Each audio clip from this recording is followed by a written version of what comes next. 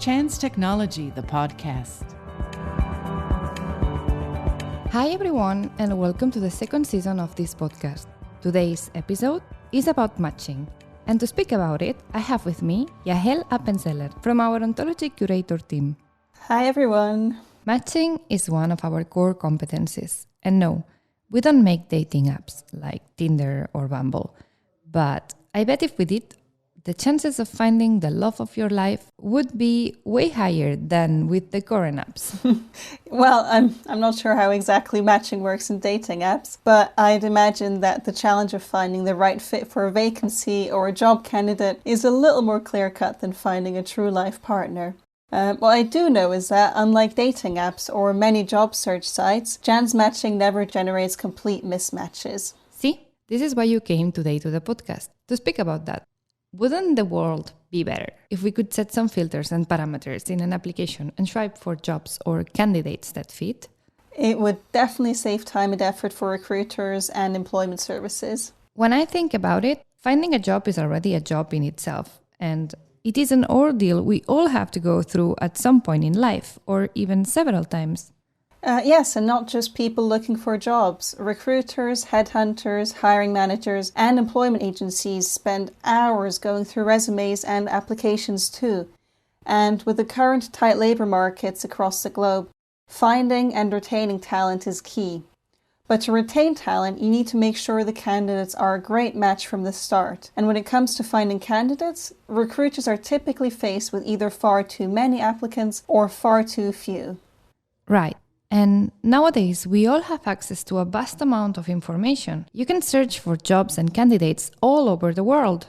Yes, the market is now global and thus much larger and much more visible. As a result, attractive positions get a lot of applicants and attractive candidates get a lot of offers. The question is, how many of those applicants or offers really are a good fit? Regardless of whether you use a national or a global site, be it a job site or professional networking site, or any other source, the results are in many cases inadequate, if not downright irrelevant. A lot of this has to do with the fact that the majority of search algorithms are based on fairly crude keyword-based matching, which typically not only produces a slew of irrelevant results, but also misses many good results because of the myriad of vocabularies people use. There is also the challenge of varying interpretations of the different terms and the many variations in how different aspects are weighted. What's important in a candidate for me might be very different for you, even if we're looking to fill the same position.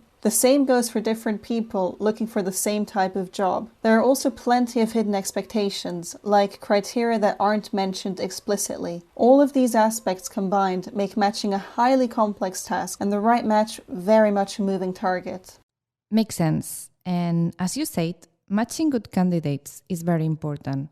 So, how can applicants, recruiters, or companies get a suitable match? Well, first, let's clarify that matching is the act of pairing entities that suit each other in some predefined sense. In our case, a job and a person. Okay. Even in this context, the word matching can have various meanings. In some jobs, whether a candidate is suitable for a given job can be fairly simple. If you're physically healthy, for example, have some stamina and can show up on time, you should be able to pick strawberries. There are other jobs, however, that require a variety of certificates, specializations, and experience. Try to match candidates to a position as a neonatal surgeon in a hospital, and this becomes clear. For some positions, experience is more important. For others, the training, the skills, the soft skills, or the values. And the importance of the various criteria can also change depending on the stakeholders. So the process gets tricky very quickly. True. There are a lot of details to be considered during the matching process. And the prevailing conditions are constantly changing. Requirements that were commonplace yesterday no longer apply today. And in turn, today's requirements will no longer be valid tomorrow. The same is true for the jobs themselves. Of course. Who would have said that you could be a content creator for TikTok now?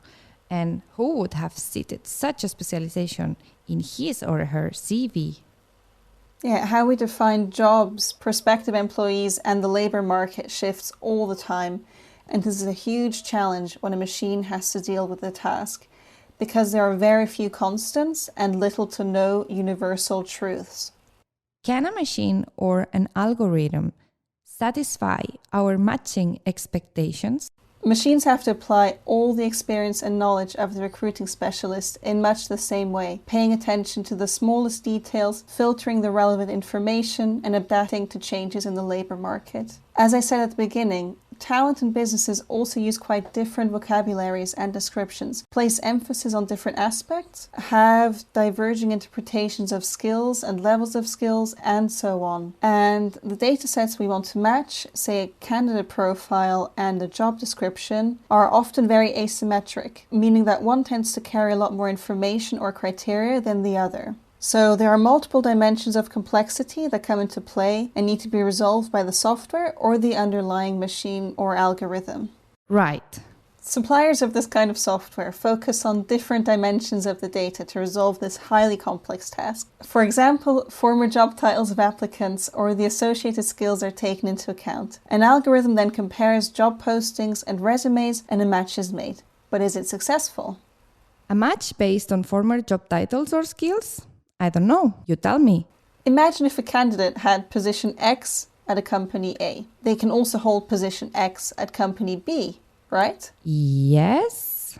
Well, this may have held true in the past to some extent. For a long time, jobs and job requirements were fairly clear-cut, with more or less standard job titles like bricklayer, medical secretary, patent lawyer, janitor, etc. Today we have happiness heroes instead of customer service operators, digital overlords as website managers, and accounting ninjas as financial managers. So your algorithm needs to know what all these new, at times pretty obscure job titles correspond to. And there are challenges even with more traditional job titles. Is a sales consultant someone who works in retail and advises customers, or someone who prepares offers, takes up orders, and negotiates contracts with customers? Do they sell carpets or sensors for digital twin systems in manufacturing? Many job titles are either too generic, too specific, or too obscure. And the titles companies come up with often describe functions as opposed to occupations. Without a more detailed description of the position and its context, we wouldn't know whether an applicant is really suitable for a position or vice versa. So how would a machine know? Well, context definitely makes a big difference. I can see that. And much has changed in individual jobs too over the time.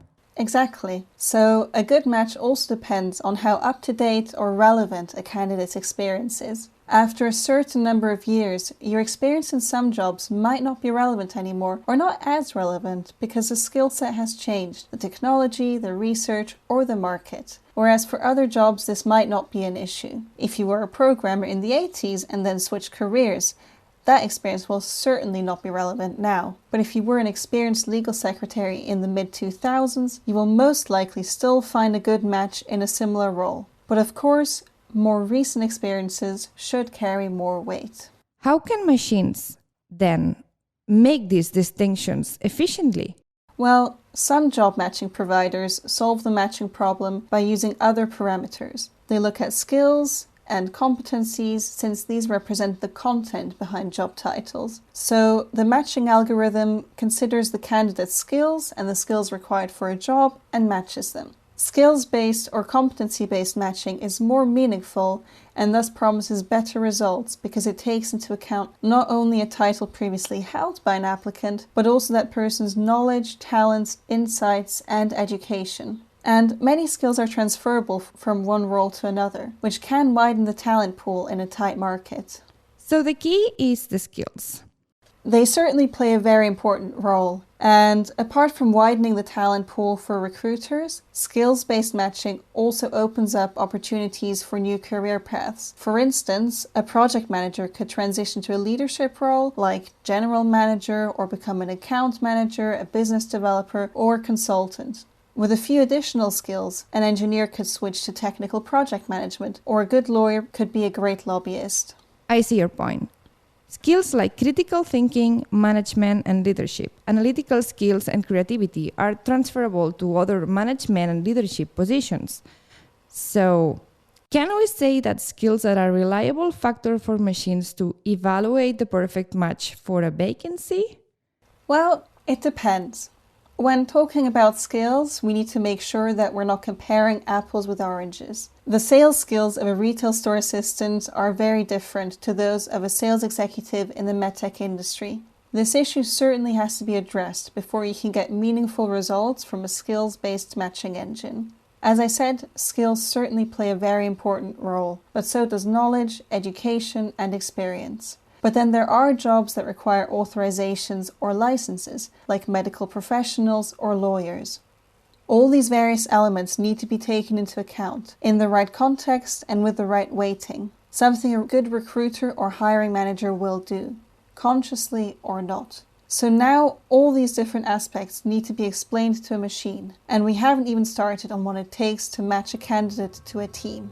Okay, I'd love to know more, and I bet I'm not the only one. Let's dive into this in the next episode. Let's do that. Thank you very much for coming. My pleasure. And to our listeners, thank you too. And be sure to join us for our next conversation with Yahel. This was a JANZZ.technology podcast. Listen to new chapters every month.